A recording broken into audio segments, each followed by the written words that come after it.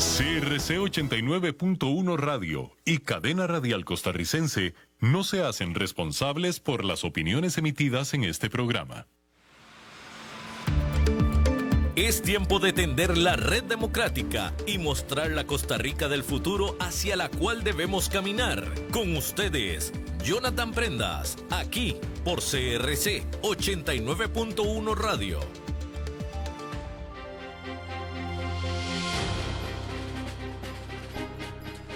Saludos, ¿qué tal, mis buenos amigos de Red Democrática? Bienvenidos una vez más a su programa Edición Economía, que sale a la luz de lunes, más bien los viernes de 10 a 11, de lunes a viernes la programación normal de Red Democrática.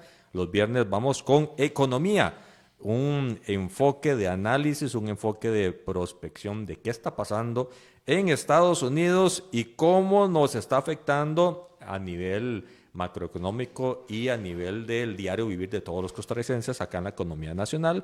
Obviamente, cuando sea necesario, hacemos una extrapolación a la economía a nivel global, la geopolítica, que siempre afecta, pero que en el caso del día de hoy nos concentramos mucho en nuestros socios directos. Estados Unidos sigue, y ya lo vamos a ver, sin un acuerdo del presupuesto a nivel del Congreso. Por lo tanto, siguen las complicaciones y en Costa Rica, pues siguen sus efectos. Vamos de lleno. Al ser las 10:04, totalmente en vivo desde la cabina principal de la 89.1 frecuencia modulada y por plataformas digitales de manera simultánea con nuestro buen amigo, el analista número 1 de economía de la radio de Red Democrática, don Vidal Villalobos. Muy buenos días, Jonathan. Muy buenos días a todas las personas que nos regalan gentilmente su tiempo para escucharnos.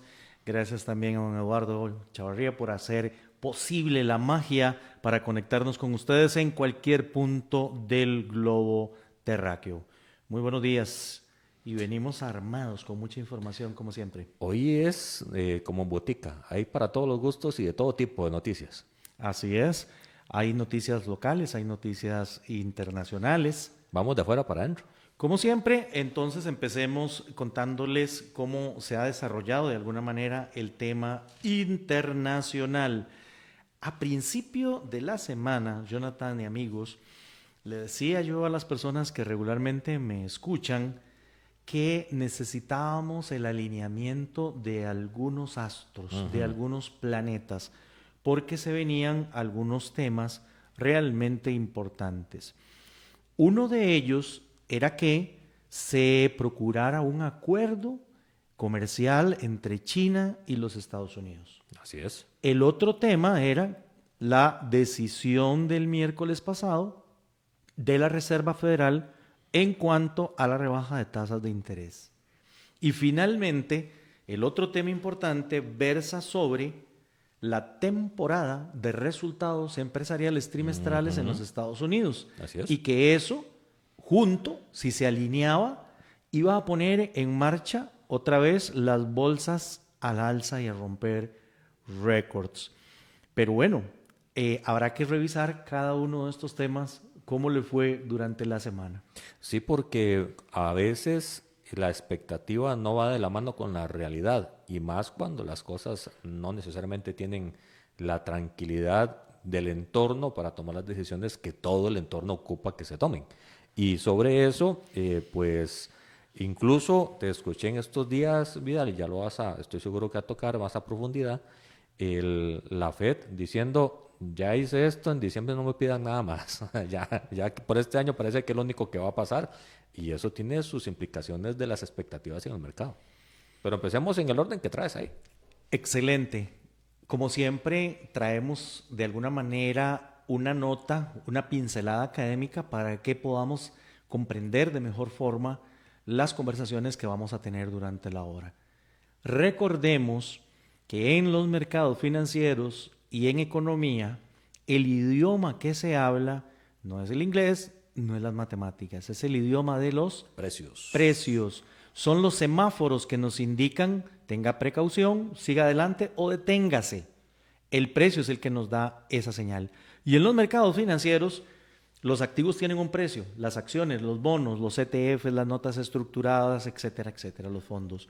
Entonces son los precios los que nos dan precisamente esas señales. Los precios incorporan la rentabilidad que un inversionista está esperando o el ahorro, si es que es una herramienta de ahorro que quiere, y esto está afectado en primera instancia porque estos inversionistas y estos ahorrantes requieren al menos que se les cubra la pérdida del dinero, del valor en el tiempo, o sea, la inflación. Por eso es que es importante revisar los detalles de inflación a nivel internacional y local para saber cuál es el piso, la base de los precios. Pero, tal y como lo acaba de decir nuestro buen amigo Jonathan, el tema es que también tenemos metidas ahí las expectativas y los precios se mueven anticipadamente por expectativas. Si nos vienen y nos dicen que durante estos días hemos tenido tal cantidad de lluvias que otra vez no vamos a poner tomates en diciembre y en enero, ¿saben qué le va a pasar al precio del tomate? Va a subir. Aunque todavía tengamos tomates en el mercado. Ese es el precio o el poder de las expectativas. Les cuento que hoy las bolsas están relativamente estables desde Nueva York y en vivo, como siempre, les podemos contar que el Dow Jones Industrial Average está en 47.525 puntos. Nunca antes en la historia había estado por encima de 47.000 puntos, pero lo Ya estamos llegó. logrando. Sí. Así es. Sin embargo, el día de hoy son apenas 3.18, lo que se están agregando casi un 0%. El S&P 500, que tiene incluidas 500 acciones, está con un 0.26 de crecimiento el día de hoy, y el Nasdaq con las tecnológicas 0.69, mientras que el amplio indicador para pequeñas y medianas empresas de capitalización también está muy marginal, 0.29. Pero es que tuvimos muchos temas durante la semana. Uno de ellos, como les decía, tenía que ver con el tema de la Reserva Federal. Los mercados ampliamente estaban esperando que la Reserva Federal hiciera un recorte de 25 puntos básicos y consecuentemente así lo hizo. Entonces, podríamos empezar a decir que el primer planeta se alineó, pero no del todo. Porque ya lo adelantaba Jonathan, Quedó desencajado. que se quedó un poquito desencajado porque los mercados siguen esperando rebajas de tasas de interés y el próximo 10 de diciembre se reúne de nueva cuenta la Reserva Federal y el mercado espera ¿En que cuánto haya porcentaje espera? un 25 puntos básicos. Yo creo que esto también es importante hacer una pincelada académica de qué es eso. Un 1% tiene 100 puntos básicos. De tal manera que si decimos que algo cambió en medio punto porcentual, equivale a 50 puntos básicos. Si la Reserva Federal recortó las tasas en 25 puntos básicos, fue 0,25. Un cuarto punto. Un cuarto de punto porcentual. Pero también tenemos esa otra connotación en economía y en finanzas bursátiles de los puntos básicos. ¿Cuál fue el tema? Que el presidente de la Reserva Federal todavía sigue siendo Jerome Powell. Hay 5 candidatos en lisa. El presidente de Trump tiene que elegir. Dice que antes de que termine el año decidirá quién de los 5 candidatos va a sustituir el próximo año a Jerome Powell.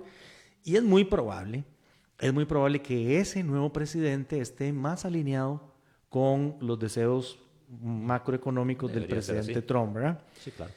Entonces, esto nos puede cambiar un poco el panorama. Pero por lo pronto, Jerome Powell dijo, no garantizo que vayamos a hacer un recorte el próximo diciembre.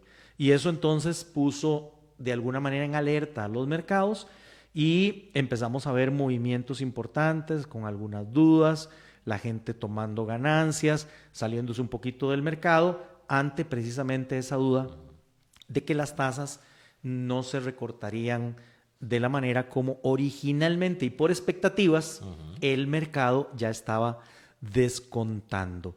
¿Qué pasa cuando baja la tasa esperada futura? Usted ya tiene en su cartera un bono o lo puede comprar en este momento con una tasa de interés mejor a la del futuro. Así que hay una demanda, hay compra por esos activos y ahí hay economía, hay bursatilidad, las bolsas empiezan a crecer. Pero cuando la gente dice, no estoy claro de que eso vaya a ocurrir, empieza a tomar otro tipo de decisiones. El otro tema que nosotros estábamos esperando que se diera era el tema de los resultados trimestrales de las empresas. Y resulta ser que varias de ellas, por ejemplo, han dado resultados mixtos. Eso quiere decir que unas han salido bien y otras no han salido tan bien. No es una tendencia. No es una tendencia necesariamente, y ya vamos a ver por qué. Lo que pasa es que ese era, Jonathan, el otro planeta que necesitábamos que se alineara, y entonces también quedó desencajado. Por ejemplo, Amazon. Hemos visto en las últimas horas un incremento del 13% en el valor de las acciones de Amazon después de que anunciara ganancias superiores a las esperadas y un crecimiento de ingresos del 20% en el negocio que tiene en la nube. También la empresa elevó la previsión de gastos de capital en $125 mil millones y además dijo que esa cifra debería ser mayor el próximo año porque todos están apuntando a la inteligencia artificial. $125 mil millones en gastos de capital adicionales de Amazon. El Producto Interno Bruto de Costa Rica para este año está en 90 mil millones. Ellos son más grandes. No, el gasto de capital. Sí, el gasto. El gasto de capital es más grande que el presupuesto nacional. Más grande que el Producto Interno Bruto de Costa Rica. Apple sube 2% después de que el fabricante del iPhone superara también las expectativas de los analistas. Lanzaron el iPhone 17 y los resultados han sido excepcionales. La empresa esta se ha diferenciado dentro del sector tecnológico de gran capitalización por el enfoque que precisamente le está dando al tema de la inteligencia artificial. Netflix, esta plataforma de streaming, anunció un desdoblamiento de acciones, o sea, que iba a tomar 10 acciones y le daba a cambio una acción a las personas. Esto se llama split o reverse split, para tratar de darle un precio un poco más de mercado a una acción. Por ejemplo, en el split, la acción está muy cara. Entonces yo lo que le digo a la persona, mire, usted me está pagando $1,000 por acción. Por una acción suya la voy a cambiar por 2. Cada una de las nuevas vale 500. Entonces esos 500 psicológicamente es como más atractivo para el inversionista, ¿verdad? Es para quitar ese tipo de cosas. Cuando más bien la acción vale muy poquito, parece que es una acción de baja calidad. Entonces usted agrupa varias acciones y dice, por cada acción le voy a dar 10. ¿Ok? Las acciones de Netflix cayeron ayer, pero esto fue por la publicación de los resultados de Meta, que no le fue tan bien. Microsoft, más bien, tuvo también presentación de resultados, y ahí estaba también siendo afectada por esta situación. Los 3 índices principales que utilizamos regularmente en bolsa, que son el Dow Jones, el S&P y el Nasdaq, se van encaminando a cerrar positivamente este mes, a pesar de que hoy, como acabamos de decir, están flat.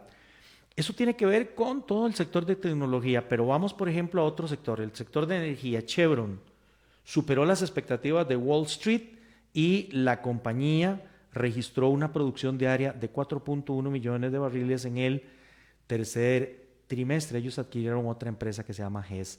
Pero ExxonMobil también reportó ingresos del tercer trimestre inferiores a las previsiones de los analistas y las ganancias netas le cayeron un 12%, lo que de alguna manera impacta también los mercados. ¿A qué se puede deber el que las expectativas esta vez no estuvieran tan afinadas con la realidad? Desde hace mucho tiempo los analistas se cuidan mucho de las expectativas, porque hubo un momento en el tiempo, hace algunos años atrás, Jonathan, que los analistas de alguna manera le hacían el favor a la empresa. Y entonces decían, la empresa va a salir bien. Básicamente la tiraban para arriba. Y no salía así. Pero entonces se pasó una ley en los Estados Unidos responsabilizando al analista por haber dado esa opinión, porque de alguna manera Es responsable de eso. enviaba información Sí, claro. al mercado para que la gente tomara decisiones. Y finalmente la que salía afectada era la persona inversionista. Entonces, para proteger al inversionista eso se hizo, y entonces ahora los analistas se cuidan mucho más de esos temas.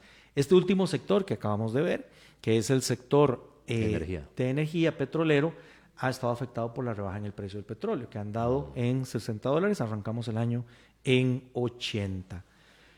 Todo esto, entonces, dio como resultado que precisamente la expectativa de temporadas no saliera alineada, sino, como dijiste vos, un poquito desencajada. En medio del cierre del gobierno. Sigue sin acuerdo en el Congreso. Sigue sin acuerdo en el Congreso. ¿Cuántos días llevamos? Hoy estamos cumpliendo un mes.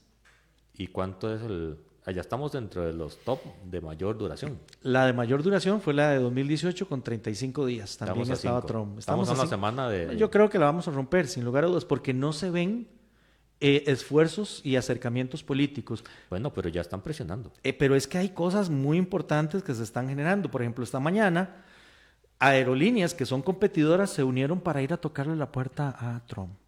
Por ejemplo, Delta Airlines, United Airlines y American Airlines quieren pedir que finalice este cierre del gobierno, que, como les digo, ya lleva 30 días. Ayer estuvieron reunidos con el presidente J.D. Vance y con el secretario de Transporte, Sean Duffy, en la Casa Blanca, porque, entre otras cosas, los controladores aéreos de Estados Unidos no recibieron el sueldo completo de la semana debido al cierre.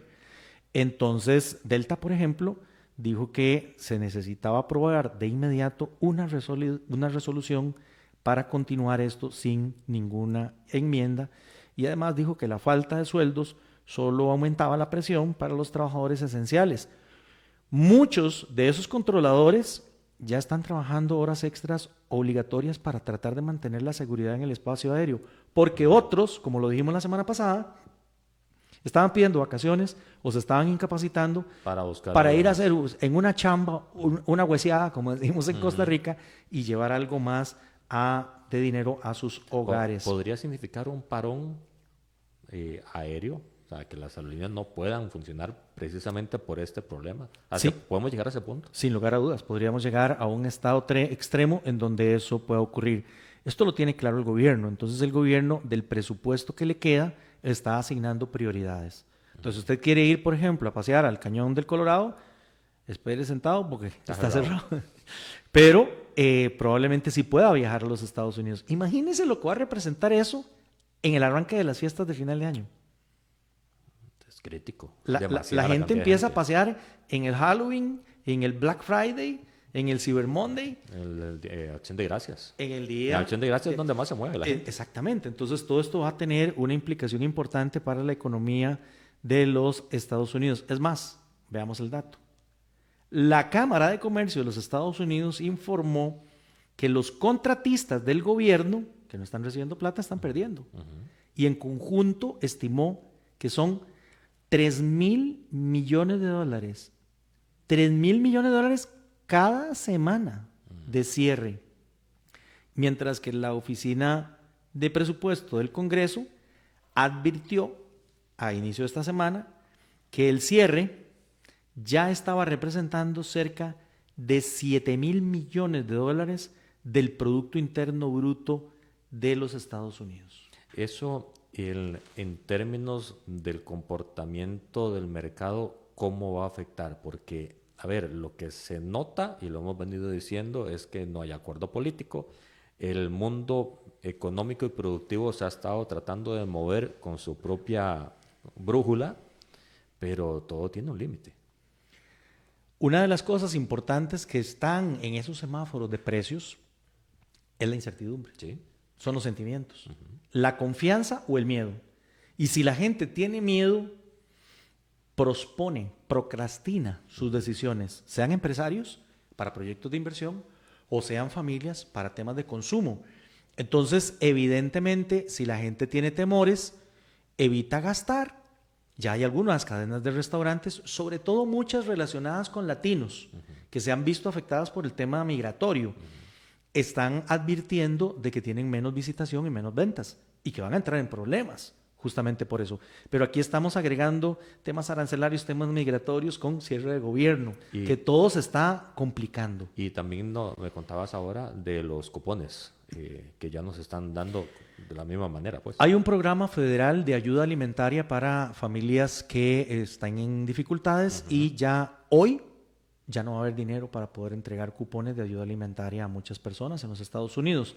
Ahí esto efectivamente afectará también el comercio, porque para el supermercado o para la venta de suministros de alimentos, ellos van a cobrar. O sea, que le pague la persona, o sea, que le paguen a través de un cupón del gobierno, ellos van a cobrar. Pero si no hay cupones, baja la demanda, baja la dinámica y estos números entonces que la Cámara de Comercio está estableciendo. Por otro lado, eso sería un efecto directo en la economía de los Estados Unidos. Pero los que dependemos del dinamismo de la economía de los Estados Unidos también nos veremos en predicamentos. Las personas pueden decidir no tomar vacaciones, lo que significa no venir a Costa Rica. Y ahí tendríamos menos visitación, un impacto en la generación de empleo, en el Producto Interno Bruto, pero también en la traída de dólares. Y dependiendo de cuánto sea, la amplitud y la profundidad, la mantención en el tiempo de una situación como estas, podríamos empezar a tener problemas en distintas áreas. Eso llega a complicar mucho el escenario. ¿Qué tanta presión hace todo este cóctel a la negociación del Congreso? Es la gran pregunta. Si los demócratas resolverán no seguir metiendo el palo a la carreta en función de los postulados que ellos ocupan, incluir también en el presupuesto, en la ampliación del presupuesto, o si preferirán esperar porque eso no tiene negociación, ese punto de inflexión. Creo que la palabra clave que acabamos de utilizar es esa, negociación.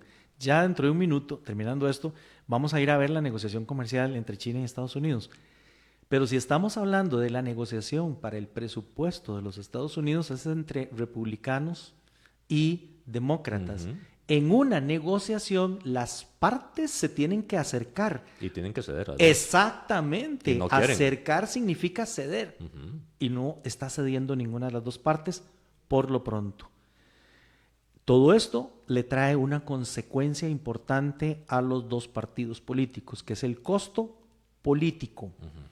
Si realmente las personas empiezan a verse afectadas por una situación de estas, van a pensar bien su próximo voto.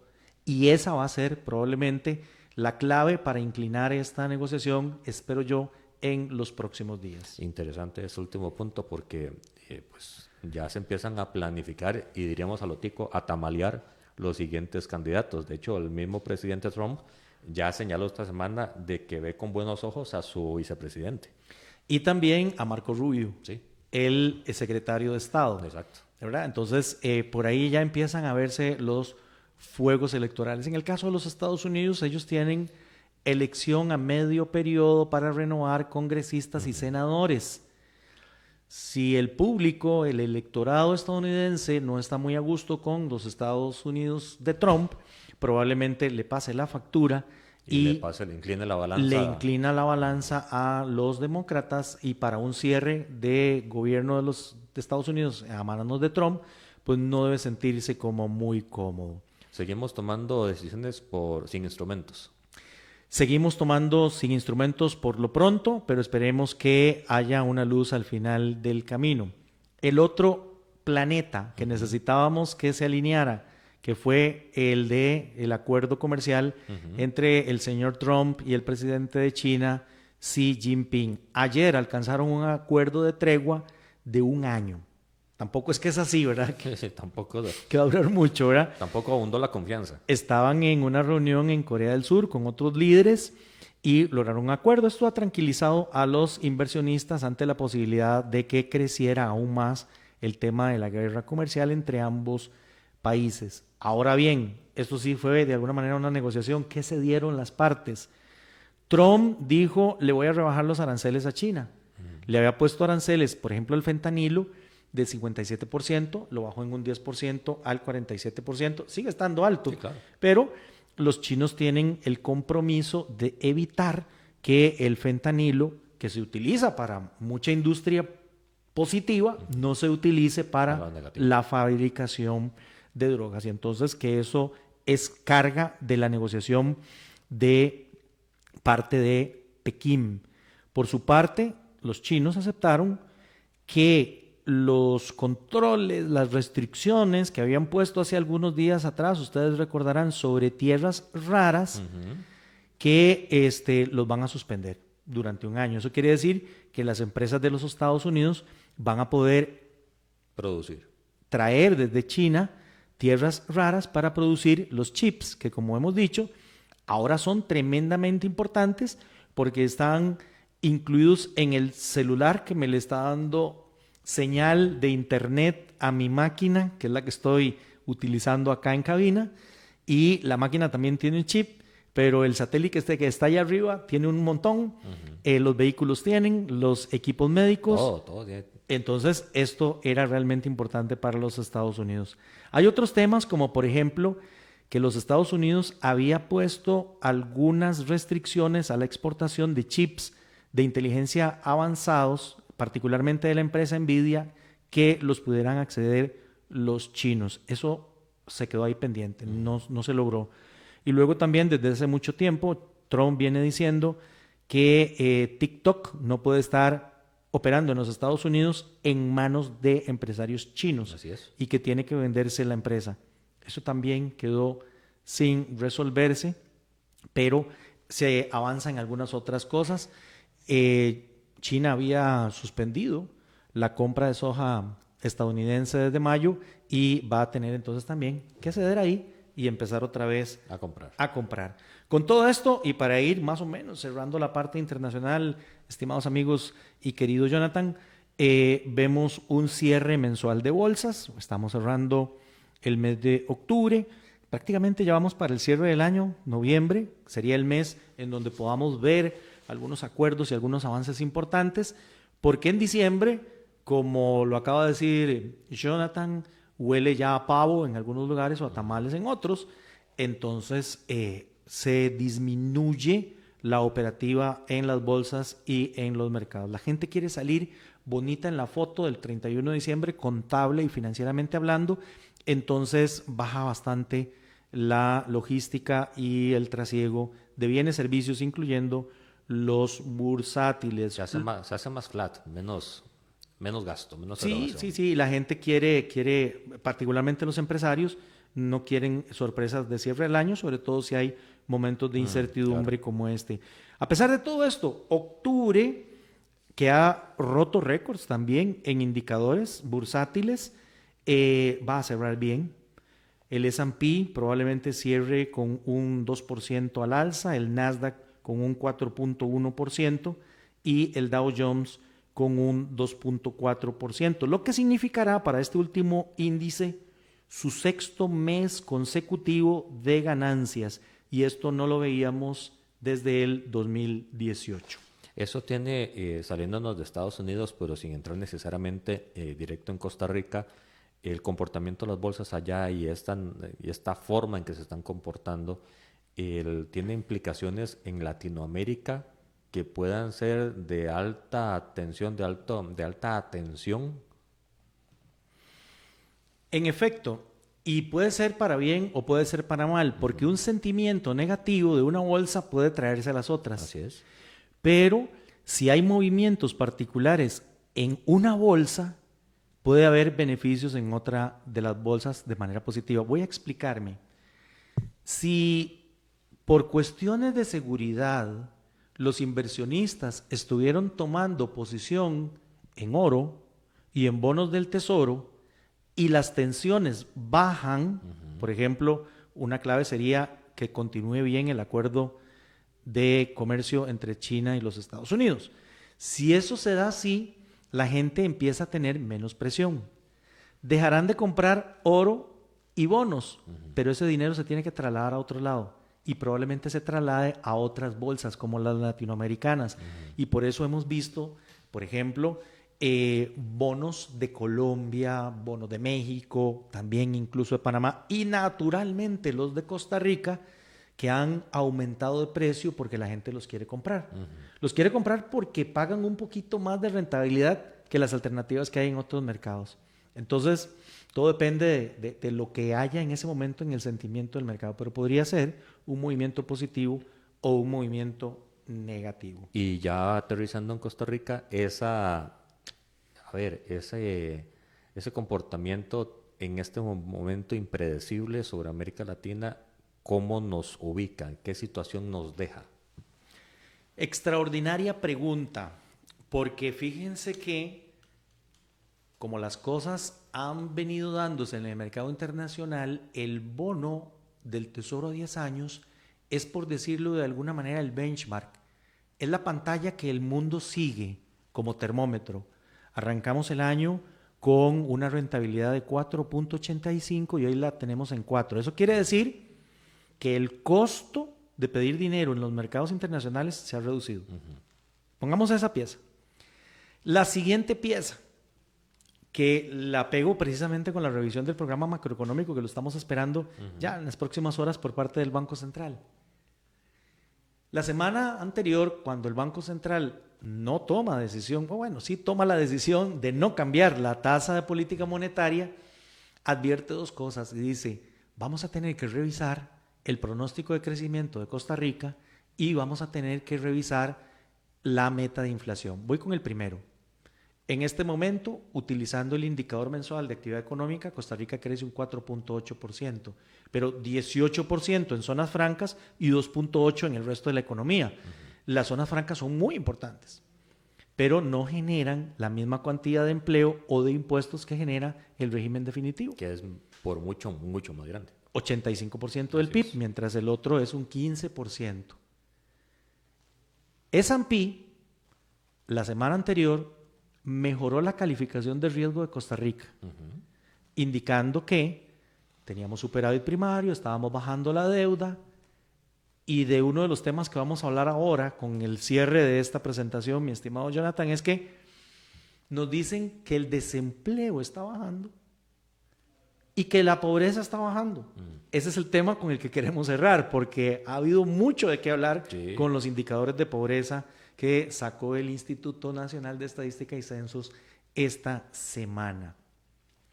Bueno, pero vean ustedes entonces que Costa Rica crece bien, tiene una buena disciplina fiscal, está inmerso en un mercado que le puede ser favorable para ir a traer recursos afuera, pero no tenemos la autorización por parte de la Asamblea Legislativa. Ahí está una implicación importante. Desaprovechar en este momento una oportunidad que tiene el país para poder financiarse. ¿Qué pasó? Y lo vimos la semana pasada, que como no hay posibilidad de ir a traer recursos afuera, hay que pedirlos aquí adentro. Y entonces el Ministerio de Hacienda ha tenido que entregar una tasa de interés mayor. Eso es un costo mayor en el presupuesto. Eso es ir en contra de lo que se supone que está pasando con el país. Claro, pero ya también lo hemos conversado aquí, Jonathan, creo que coincidimos. Esto está siendo matizado por el tema electoral. Totalmente, totalmente. Sí. Bien, nosotros estamos esperando que el Banco Central nos entregue una revisión del programa macroeconómico. Ya particularmente, don Roger Madrigal, el presidente, nos ha alertado de algunas cosas. Una de ellas, como les decía, es que probablemente el crecimiento tiene que mejorarse. A principio del año, el crecimiento esperado para Costa Rica estaba más cerca del 3%.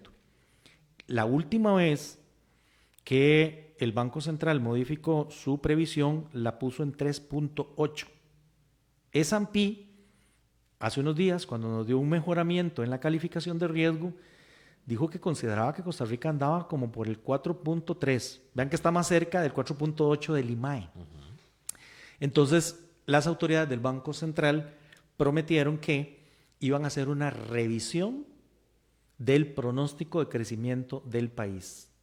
Tendremos que ver hasta dónde nos lleva eso, porque de una previsión mayor de crecimiento se derivan una serie de cosas más, que tiene que ver con empleo, que tiene que ver con pobreza, que tiene que ver con generación de ingresos, que tiene que ver con la situación del tipo de cambio. O sea, vienen una serie de variables adicionales a modificarse cuando se modifica la tasa de crecimiento del país. Y comparativamente con otros países, pues nos veremos relativamente bien con una tasa de crecimiento que pueda ayudar al mejoramiento de muchas métricas sociales del país.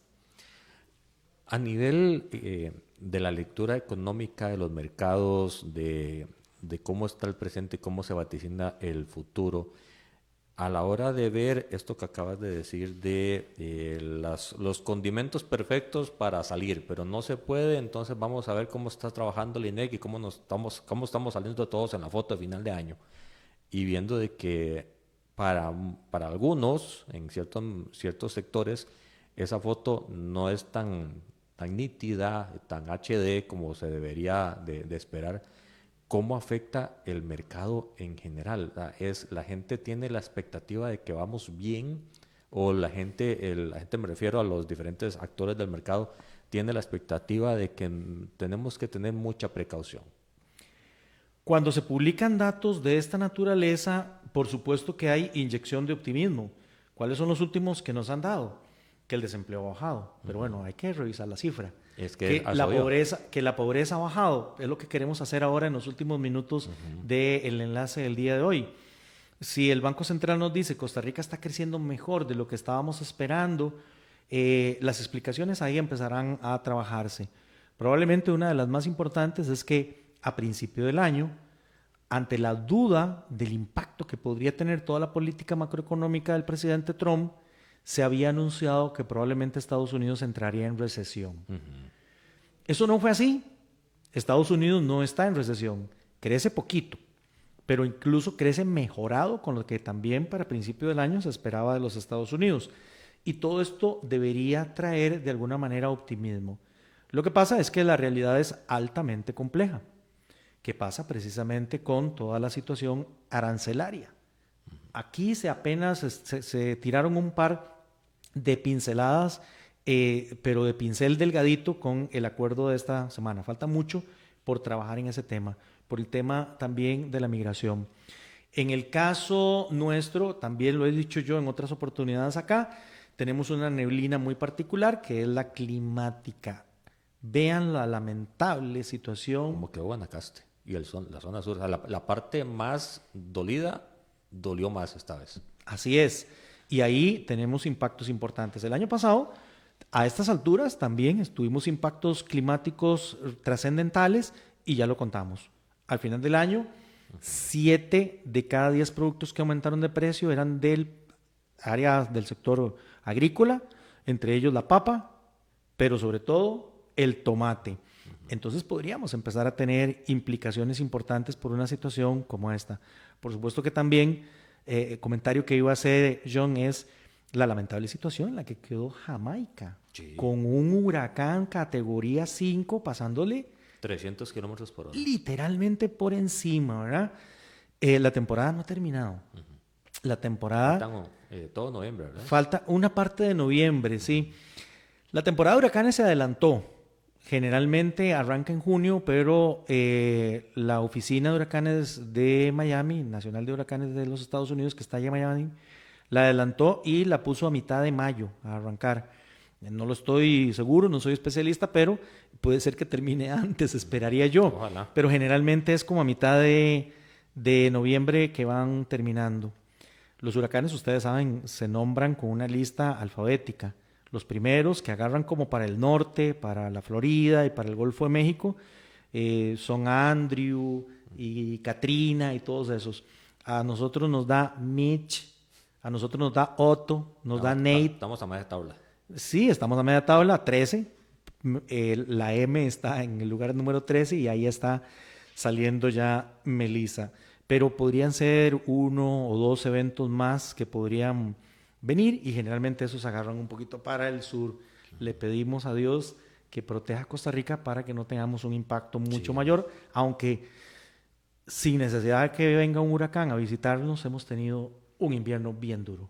Y nosotros mismos no hemos sido capaces de ser lo suficientemente, eficientes para tratar de mejorar las circunstancias del sector agro, para darle las mejores oportunidades y que el efecto sea el menos posible. También es mea culpa como país. La economía de Costa Rica tampoco entró en recesión. Se temía que entrara en recesión. Otra vez una pincelada académica. ¿Cómo se define una recesión? 2 trimestres consecutivos con producción negativa, o sea, menor a la del trimestre anterior. En el caso de los Estados Unidos, el primer trimestre cerrado en marzo pintaba recesión, menos 0,5. Pero el siguiente trimestre, impulsado porque los empresarios querían comprar antes de los aranceles, terminó en un 3%, entonces ahí cortó. Se neutralizó. Costa Rica no lo ha tenido a nivel global, pero hay sectores que sí. Sector construcción y sector agrícola han estado con mermas importantes en su desempeño y entonces tendríamos que decir que han pasado por un periodo de recesión. Recesión sectorial. Y ahí efectivamente comparto tu opinión, Jonathan, de que lo que necesitamos es un proyecto país, un plan de Estado, que difícilmente a pocos meses de las elecciones lo podamos ver. Y con las circunstancias actuales tampoco. Tendremos que esperar a ver al próximo gobierno que habla sobre este tipo de situaciones. Vamos al último de los reportes que queremos conversar. Adelante. Bueno, esta semana el Instituto Nacional de Estadística y Censos nos entregó los resultados de la encuesta nacional de hogares. Ellos hicieron un trabajo de campo que realizaron entre el 7 de julio y el 13 de agosto, con un diseño consultando a más de 13,000 familias, de 13,000 viviendas. Tiene mucha información, pero aquí vamos a tener que escoger alguna. Y si nos falta algo más, pues entonces lo complementaremos en próximas ediciones.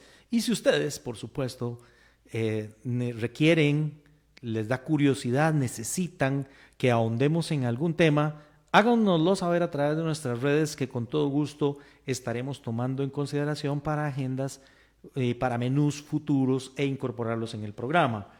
Porcentaje de hogares en pobreza, 15.2. Pero es que el año pasado estábamos en un 18.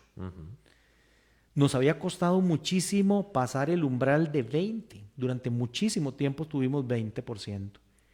Esta caída de 2.8 de un año para otro es realmente significativa.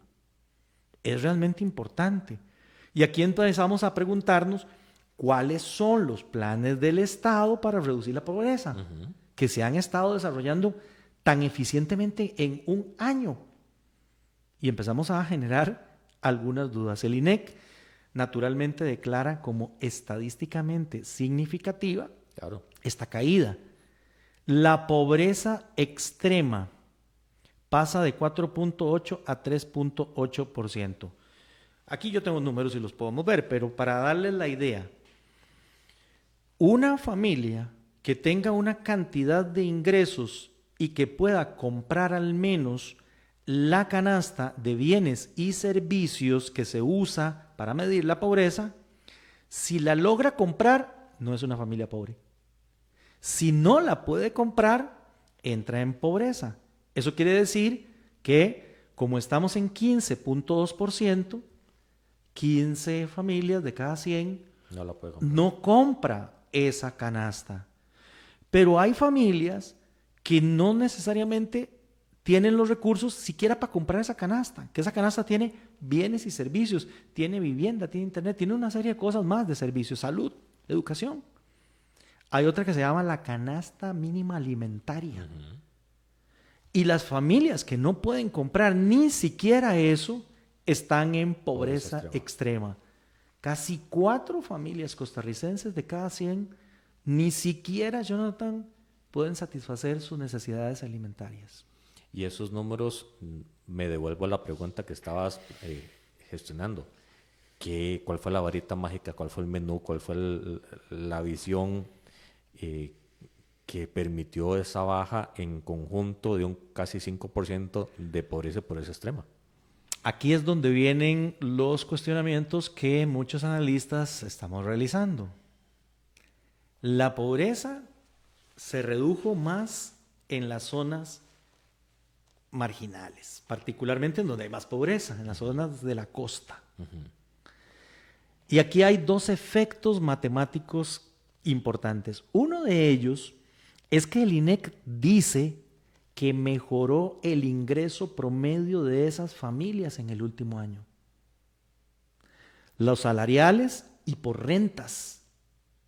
La gran pregunta es, ¿de dónde vino ese incremento salarial y de rentas?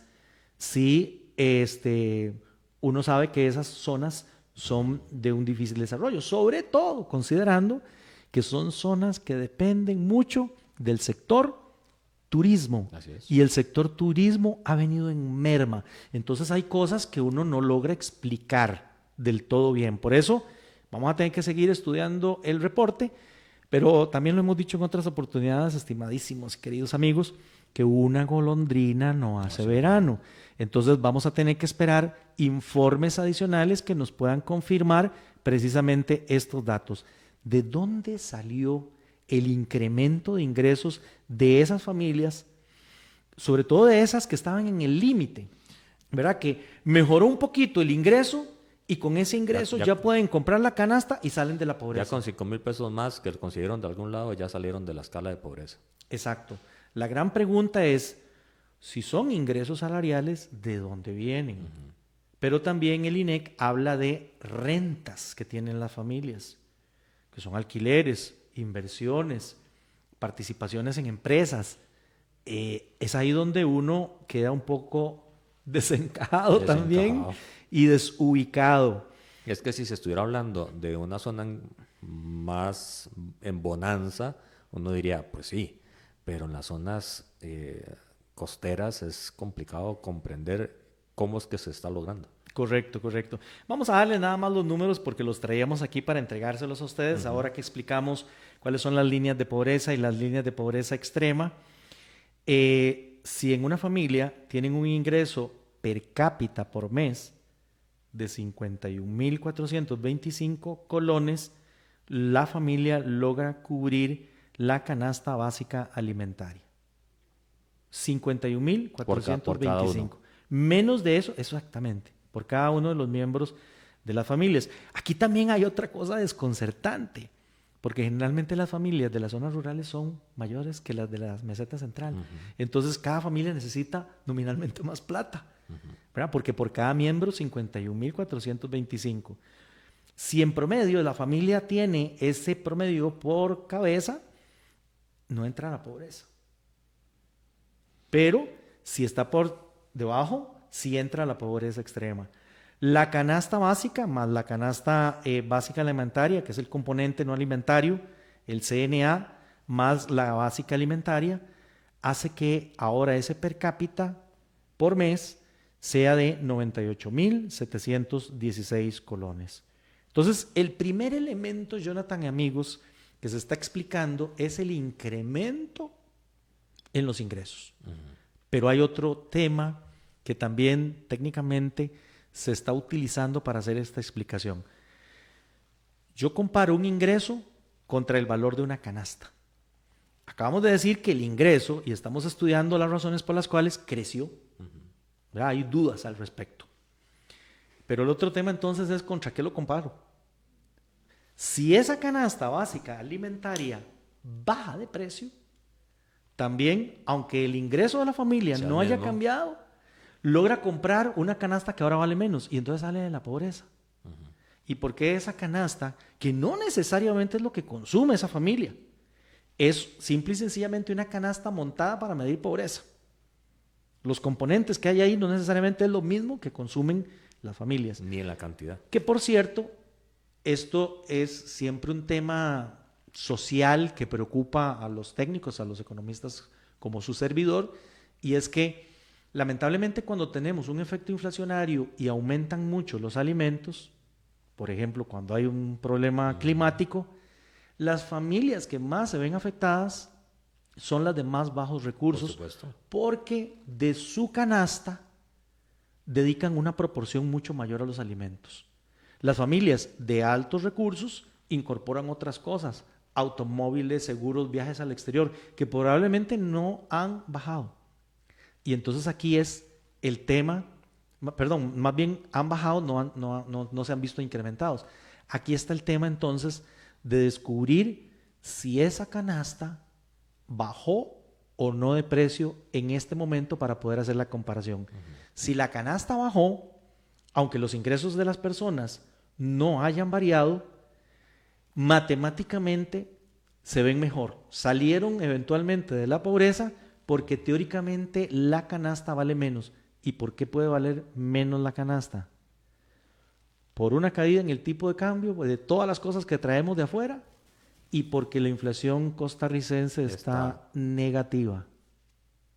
Pero eso no quiere decir que las familias tengan un bienestar mucho mayor.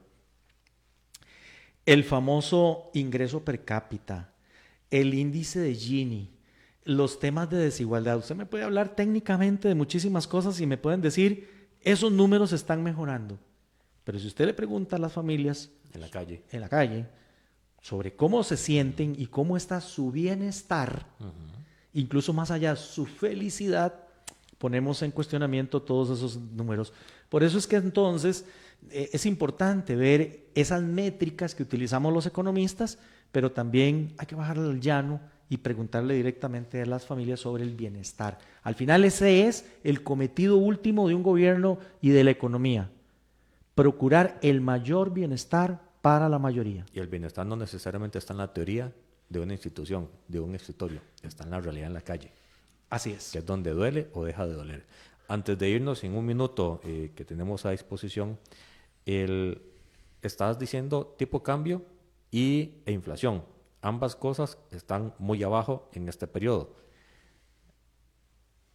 Podemos, no sé si categorizarlo como algo forzado, pero sí el sostenimiento abajo de ambos indicadores, ¿serán reales o serán una burbuja? Hay toda una discusión también, Jonathan, y dejémonos de tarea tal vez para la próxima semana. Y lo desarrollamos. Desarrollar ese tema porque en 45 segundos me va a ser muy difícil. Pero sí hay mucha discusión en foros nacionales, en prensa nacional, sobre si el Banco Central tiene una agenda no verbalizada sobre manejo de inflación y sobre manejo de tipo de cambio. Que por cierto, una vuelta de ruta de la inflación y del tipo de cambio volverán a meter a muchas familias en extrema pobreza y en pobreza, y estos números podrían borrarse fácilmente. Precisamente cuando llegue otra administración y venga con otros números.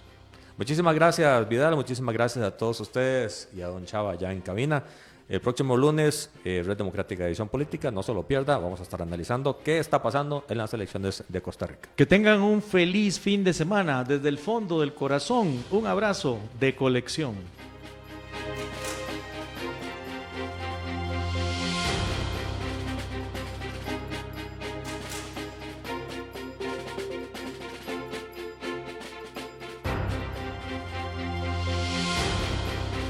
Esto ha sido todo por hoy en Red Democrática. Los esperamos en nuestro próximo programa.